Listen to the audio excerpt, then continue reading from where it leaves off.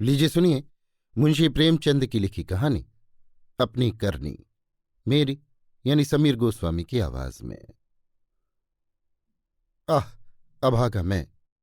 मेरे कर्मों के फल ने आज ये दिन दिखाए कि अपमान भी मेरे ऊपर हंसता है, और ये सब मैंने अपने हाथों किया। शैतान के सिर इल्जाम क्यों दूं? किस्मत को खड़ी खोटी क्यों सुनाऊं? होनी को क्यों रोऊं? जो कुछ किया मैंने जानते और बूझते हुए किया। अभी 1 साल गुजरा जब मैं भाग्यशाली था, प्रतिष्ठित था, और मेरी समृद्धि मेरी चेरी थी। दुनिया की नेमतें मेरे सामने हाथ बांधे खड़ी थीं। लेकिन आज बदनामी और कंगाली और शर्मिंदगी मेरी दुर्दशा पर आंसू बहाती है। मैं ऊंचे खानदान का बहुत पढ़ा लिखा आदमी था। फारसी का मुल्ला, संस्कृत का पंडित, अंग्रेजी का ग्रेजुएट। अपने मुंह मियाँ मिट्ठू क्या बनूं, लेकिन रूप भी मुझको मिला था, इतना कि दूसरे मुझसे ईर्ष्या कर सकते थे। गरज एक इंसान को खुशी के साथ जिंदगी बसर करने के लिए जितनी अच्छी चीजों की जरूरत हो सकती है, वो सब मुझे हासिल थी। सेहत का ये हाल था कि मुझे कभी सिरदर्द की भी शिकायत नहीं हुई। फिटन की सैर, दरिया की दिल फरेबियां, पहाड़ के सुदूर दृश्य, उन खुशियों का जिक्र ही तकलीफ देह है। क्या मजे की जिंदगी थी! आह, यहां तक तो अपना दर्द दिल सुना सकता हूं, लेकिन इसके आगे फिर होठों पर खामोशी की मुहर लगी हुई है। एक सती साध्वी, पति प्राणा स्त्री और 2 गुलाब के फूल से बच्चे, इंसान के लिए जिन खुशियों, आरजुओं, हौसलों और दिल फरेबियों का खजाना हो सकते हैं, वो सब मुझे प्राप्त था। मैं इस योग्य नहीं कि उस पवित्र स्त्री का नाम जबान पर लाऊं। मैं इस योग्य नहीं कि अपने को उन लड़कों का बाप कह सकूं। मगर नसीब का कुछ ऐसा खेल था कि मैंने उन बिहिश्ती नेमतों की कद्र न की। जिस औरत ने मेरे हुक्म और अपनी इच्छा में कभी कोई भेद नहीं किया, जो मेरी सारी बुराइयों के बावजूद कभी शिकायत का एक हर्फ जबान पर नहीं लाई, जिसका गुस्सा कभी आंखों से आगे नहीं बढ़ने पाया। गुस्सा क्या था, कुआर की बरखा थी। 2-4 हल्की हल्की बूंदें पड़ी और फिर आसमान साफ हो गया। अपनी दीवानगी के नशे में मैंने उस देवी की कद्र न की। मैंने उसे जलाया, रुलाया, तड़पाया। मैंने उसके साथ दगा की। आह, जब मैं 2-2 बजे रात को घर लौटता था तो मुझे कैसे कैसे बहाने सूझते थे। नित नए हीले गढ़ता था।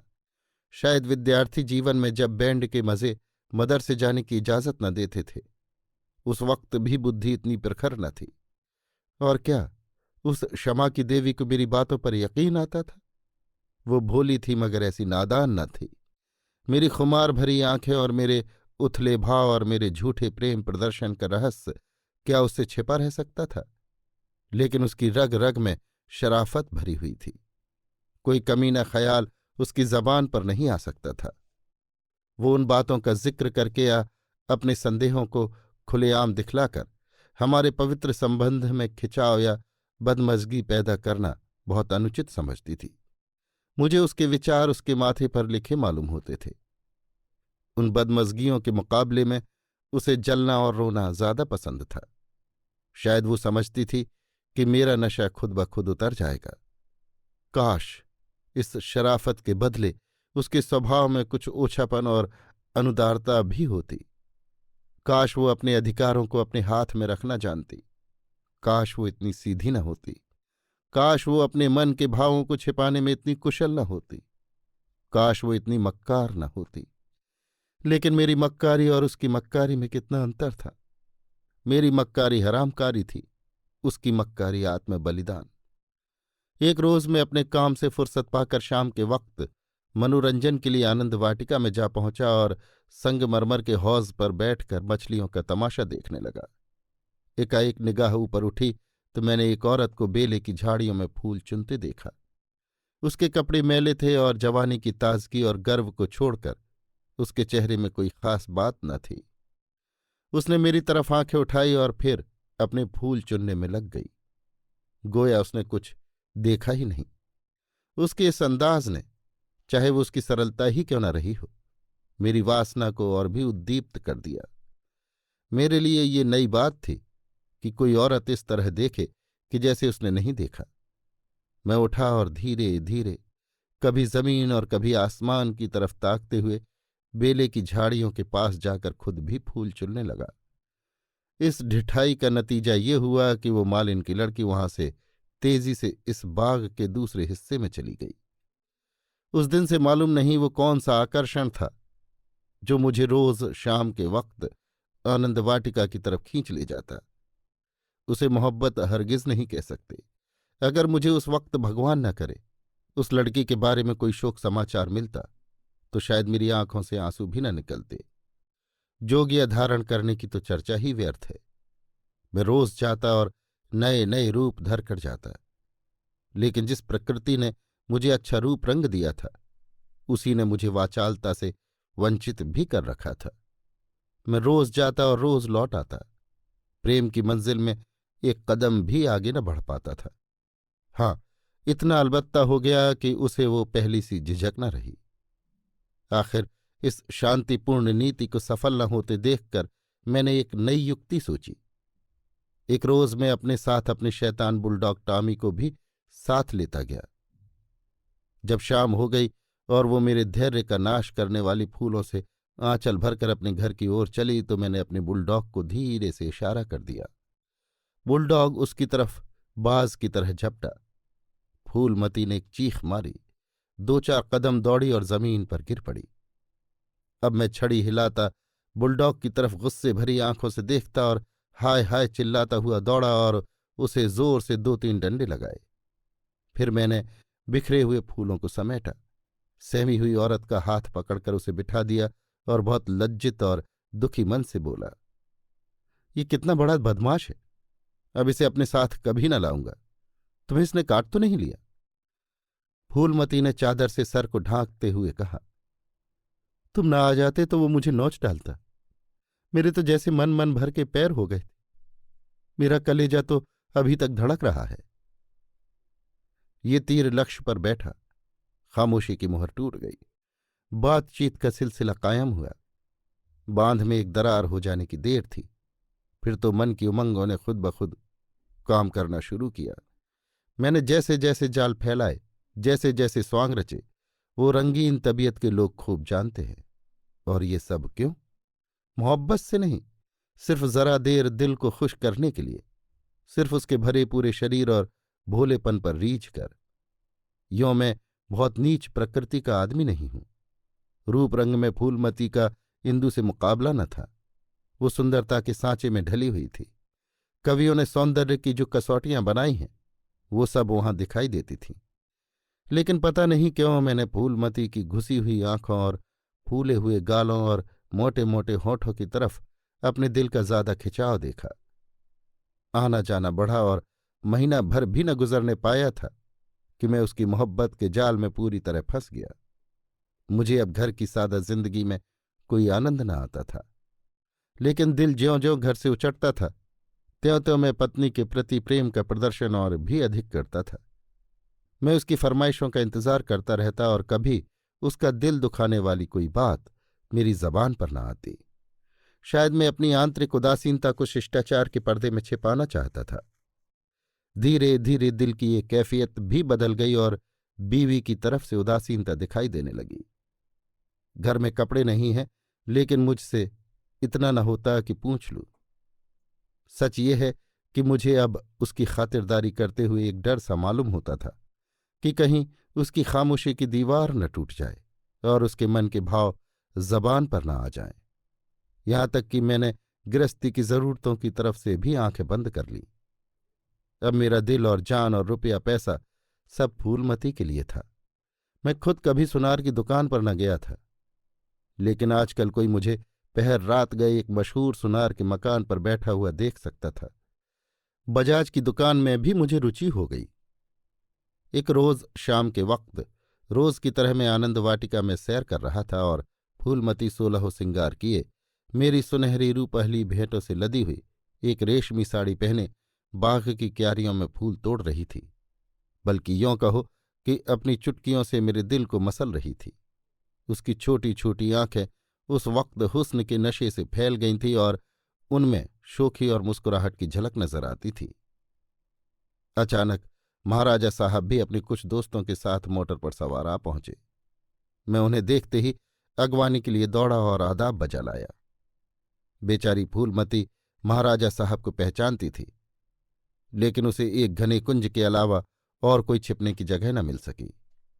महाराजा साहब चले तो हौस की तरफ, लेकिन मेरा दुर्भाग्य उन्हें उसी क्यारी पर ले चला जिधर फूलमती छिपी हुई थर थर काँप रही थी। महाराजा साहब ने उसकी तरफ आश्चर्य से देखा और बोले, ये कौन औरत है? सब लोग मेरी ओर प्रश्न भरी आंखों से देखने लगे और मुझे भी उस वक्त यही ठीक मालूम हुआ कि इसका जवाब मैं ही दूं, वरना फूलमती न जाने क्या आफत ढा दे। लापरवाही के अंदाज से बोला, इसी बाग के माली की लड़की है, यहां फूल तोड़ने आई होगी। फूलमती लज्जा और भय के मारी जमीन में धंसी जाती थी। महाराजा साहब ने उसे सर से पांव तक गौर से देखा और तब संदेहशील भाव से मेरी तरफ देखकर बोले, ये माली की लड़की है? मैं इसका क्या जवाब देता। इसी बीच कमबख्त दुर्जन माली भी अपनी फटी हुई पाग संभालता हाथ में कुदाल लिए दौड़ता हुआ आया और सर को घुटनों से मिलाकर महाराज को प्रणाम किया। महाराज ने जरा तेज लहजे में पूछा, ये तेरी लड़की है?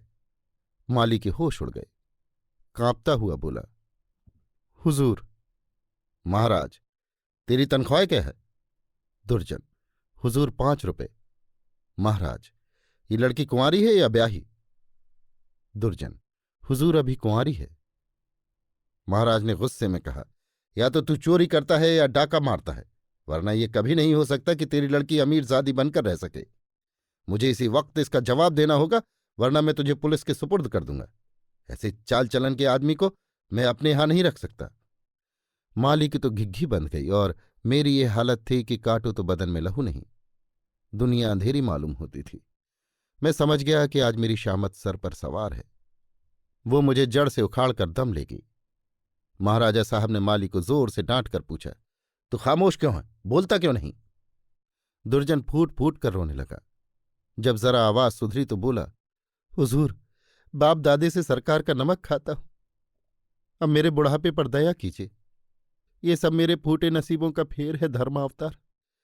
इस छोकरी ने मेरी नाक कटा दी, कुल का नाम मिटा दिया। अब मैं कहीं मुंह दिखाने लायक नहीं हूं। इसको सब तरह से समझा बुझाकर हार गए हुजूर, लेकिन मेरी बात सुनती ही नहीं तो क्या करूं? हुजूर माई बाप है, आपसे क्या पर्दा करूं? उसे अब अमीरों के साथ रहना अच्छा लगता है, और आजकल के रईसों और अमीरों को क्या कहूं, दीनबंधु सब जानते। महाराजा साहब ने जरा देर गौर करके पूछा, क्या उसका किसी सरकारी नौकर से संबंध है? दुर्जन ने सर झुकाकर कहा, हुजूर। महाराजा साहब, वो कौन आदमी है, तुम्हें उसे बतलाना होगा। दुर्जन, महाराजा जब पूछेंगे बता दूंगा, सांच को आँच क्या। मैंने तो समझा था कि शायद इसी वक्त सारा पर्दाफाश हुआ जाता है, लेकिन महाराजा साहब ने अपने दरबार के किसी मुलाजिम की इज्जत को इस तरह मिट्टी में मिलाना ठीक नहीं समझा। वे वहां से टहलते हुए मोटर पर बैठकर महल की तरफ चले। इस मनहूस वाक़ये के 1 हफ्ते बाद एक रोज मैं दरबार से लौटा तो मुझे अपने घर में से एक बूढ़ी औरत बाहर निकलती हुई दिखाई दी। उसे देखकर मैं ठिठका। उसके चेहरे पर वो बनावटी भोलापन था जो कुटनियों के चेहरे की खास बात है। मैंने उसे डांट कर पूछा, तो कौन है, यहां क्यों आई है? बुढ़िया ने दोनों हाथ उठाकर मेरी बलाएं ली और बोली, बेटा नाराज न हो, गरीब भिखारी हूं, मालकिन का सुहाग भरपूर रहे। उसे जैसा सुनती थी वैसा ही पाया। ये कहकर उसने जल्दी से कदम उठाए और बाहर चली गई। मेरे गुस्से का पारा चढ़ा। मैंने घर में जाकर पूछा, ये कौन औरत आई थी? मेरी बीवी ने सर झुकाए हुए धीरे से जवाब दिया, क्या जानूं, कोई भिखारिन थी। मैंने कहा, भिखारिनों की सूरत ऐसी नहीं हुआ करती, ये तो मुझे कुटनी सी नजर आती है। साफ साफ बताओ उसके यहां आने का क्या मतलब था। लेकिन बजाय इसके कि इन संदेह भरी बातों को सुनकर मेरी बीवी गर्व से सिर उठाए और मेरी तरफ उपेक्षा भरी आंखों से देखकर अपनी साफ दिली का सबूत दे, उसने सर झुकाए हुए जवाब दिया, मैं उसके पेट में थोड़े ही बैठी थी, भीख मांगने आई थी, भीख दे दी। किसी के दिल का हाल कोई क्या जाने। उसके लहजे और अंदाज से पता चलता था कि वो जितना जबान से कहती है उससे बहुत ज्यादा उसके दिल में है। झूठा आरोप लगाने की कला में वो अभी बिल्कुल कच्ची थी, वरना त्रिया चरित्र की थाह किसे मिलती है। मैं देख रहा था कि उसके हाथ पांव थरथरा रहे हैं। मैंने झपट कर उसका हाथ पकड़ा और उसके सर को ऊपर उठाकर बड़े गंभीर क्रोध से बोला, इंदु, तुम जानती हो कि मुझे तुम्हारा कितना एतबार है, लेकिन अगर तुमने इसी वक्त सारी घटना सच सच न बतला दी तो मैं नहीं कह सकता कि इसका नतीजा क्या होगा। तुम्हारा ढंग बतलाता है कि कुछ न कुछ दाल में काला जरूर है। ये खूब समझ रखो कि मैं अपनी इज्जत को तुम्हारी और अपनी जानों से ज्यादा अजीज समझता हूं। मेरे लिए डूब मरने की जगह है कि मैं अपनी बीवी से इस तरह की बातें करूं, उसकी ओर से मेरे दिल में संदेह पैदा हो। मुझे अब ज्यादा सब्र की गुंजाइश नहीं है। बोलो क्या बात है। इंदुमती मेरे पैरों पर गिर पड़ी और रोकर बोली, मेरा कसूर माफ कर दो। मैंने गरज कर कहा, वो कौन सा कसूर है? इंदुमती ने संभल कर जवाब दिया, तुम अपने दिल में इस वक्त जो ख्याल कर रहे हो उसे एक पल के लिए भी वहां न रहने दो, वरना समझ लो कि आज ही इस जिंदगी का खात्मा है। मुझे नहीं मालूम था कि तुम मेरी तरफ से ऐसे ख्याल रखते हो। मेरा परमात्मा जानता है कि तुमने मेरे ऊपर जो जुल्म किए हैं उन्हें मैंने किस तरह झेला है, और अब भी सब कुछ झेलने के लिए तैयार हूं। मेरा सर तुम्हारे पैरों पर है, जिस तरह रखोगे रहूंगी। लेकिन आज मुझे मालूम हुआ कि तुम जैसे खुद हो वैसा ही दूसरों को समझते हो। मुझसे भूल अवश्य हुई है, लेकिन उस भूल की ये सजा नहीं कि तुम मुझ पर ऐसे संदेह करो। मैंने उस औरत की बातों में आकर अपने घर का सारा कच्चा चिट्ठा बयान कर दिया।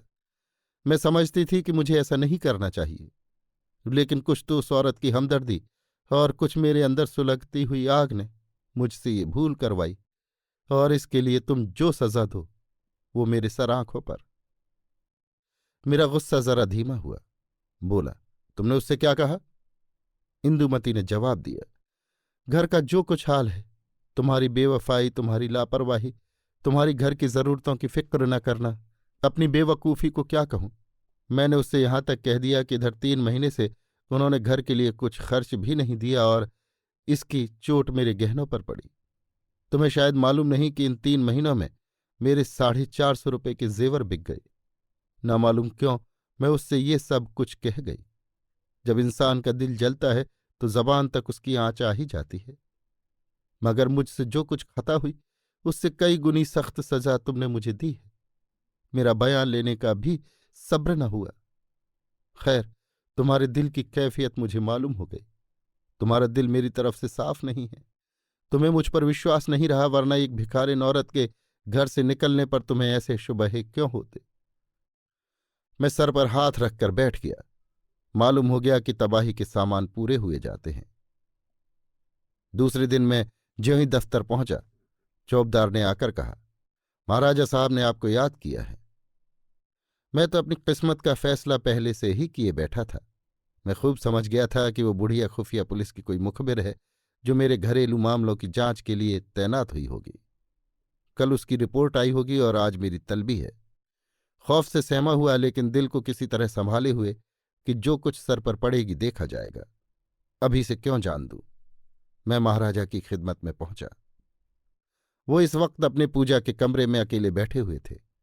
कागजों का एक ढेर इधर उधर फैला हुआ था और वो खुद किसी ख्याल में डूबे हुए थे।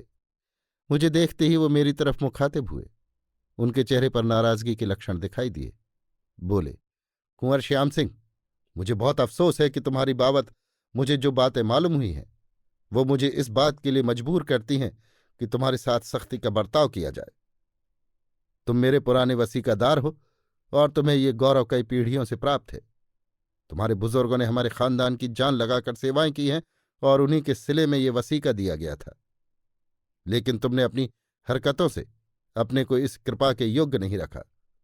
तुम्हें इसलिए वसीका मिलता था कि तुम अपने खानदान की परवरिश करो, अपने लड़कों को इस योग्य बनाओ कि वो राज्य की कुछ खिदमत कर सके, उन्हें शारीरिक और नैतिक शिक्षा दो ताकि तुम्हारी जात से रियासत की भलाई हो, ना कि इसलिए कि तुम इस रुपए को बेहुदा ऐश परस्ती और हरामकारी में खर्च करो।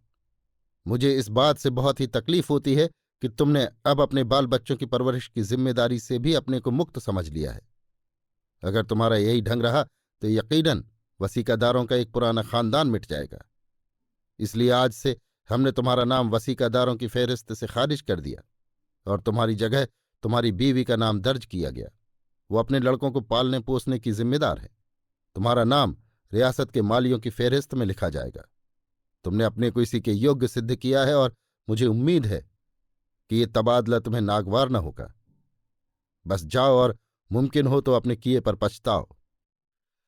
मुझे कुछ कहने का साहस न हुआ। मैंने बहुत धैर्यपूर्वक अपनी किस्मत का ये फैसला सुना और घर की तरफ चला। लेकिन 2 ही 4 कदम चला था कि अचानक ख्याल आया, किसके घर जा रहे हो? तुम्हारा घर अब कहाँ है? मैं उल्टे कदम लौटा। जिस घर का मैं राजा था वहां दूसरों का आश्रित बनकर मुझसे नहीं रहा जाएगा, और रहा भी जाए तो मुझे रहना नहीं चाहिए। मेरा आचरण निश्चय ही अनुचित था, लेकिन मेरी नैतिक संवेदना अभी इतनी भौथी न हुई थी।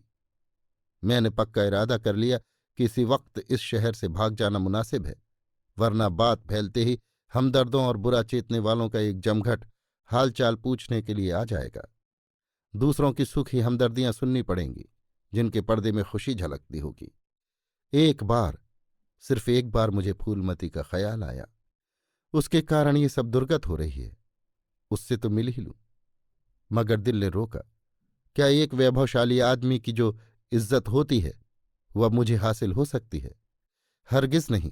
रूप की मंडी में वफा और मोहब्बत के मुकाबले में रुपया पैसा ज्यादा कीमती चीज है। मुमकिन है इस वक्त मुझ पर तरस खाकर या क्षणिक आवेश में आकर फूलमती मेरे साथ चलने पर आमादा हो जाए, लेकिन उसे लेकर कहाँ जाऊंगा? पांव में बेड़ियां डालकर चलना तो और भी मुश्किल है। इस तरह सोच विचार कर मैंने बंबई की राह ली और अब 2 साल से एक मिल में नौकर हूं। तनख्वाह सिर्फ इतनी है कि ज्यों त्यों जिंदगी का सिलसिला चलता रहे, लेकिन ईश्वर को धन्यवाद देता हूं और इसी को यथेष्ट समझता हूं। मैं एक बार गुप्त रूप से अपने घर गया था। फूलमती ने एक दूसरे रईस से रूप का सौदा कर लिया है, लेकिन मेरी पत्नी ने अपने प्रबंध कौशल से घर की हालत खूब संभाल ली है। मैंने अपने मकान को रात के समय लालसा भरी आंखों से देखा। दरवाजे पर 2 लालटेनें जल रही थीं और बच्चे इधर उधर खेल रहे थे। हर तरफ सफाई और सुथरापन दिखाई देता था। मुझे कुछ अखबारों के देखने से मालूम हुआ कि महीनों तक मेरे पते निशान के बारे में अखबारों में इश्तहार छपते रहे। लेकिन अब ये सूरत लेकर मैं वहां क्या जाऊंगा और ये कालिख लगा मुंह किसको दिखाऊंगा? अब तो मुझे इसी गिरी पड़ी हालत में जिंदगी के दिन काटने हैं, चाहे रोकर काटूं या हंसकर। मैं अपनी हरकतों पर अब बहुत शर्मिंदा हूं। अफसोस, मैंने उन नेमतों की कद्र न की, उन्हें लात से ठोकर मारी। ये उसी की सजा है कि आज मुझे ये दिन देखना पड़ रहा है। मैं वो परवाना हूं जिसकी खाक भी हवा के झोंकों से न बची। अभी आप सुन रहे थे मुंशी प्रेमचंद की लिखी कहानी अपनी करनी, मेरी यानी समीर गोस्वामी की आवाज में।